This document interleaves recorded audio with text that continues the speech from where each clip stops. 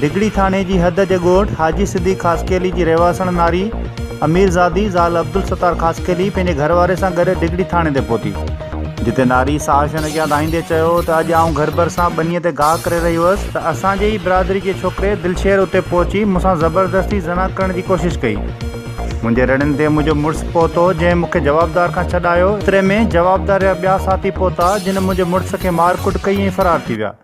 उन चयो त ॼाणायल जवाबदार अॻु बि मूंखे तंग कंदो रहंदो हो। जॾहिं त डिगड़ी पुलिस नारीअ जे मुड़ुस जे फ़रियाद ते जवाबदार दिलशेर वरद अब्दुल ख़ालिक ख़ासकेली ख़िलाफ़ केस दाख़िल करण बाद नारी खे मेडिकल लेटर जारी करे छॾियो। होॾां पुलिस केस दाख़िल करण बाद वधीक जांच शुरू करे छॾी आहे।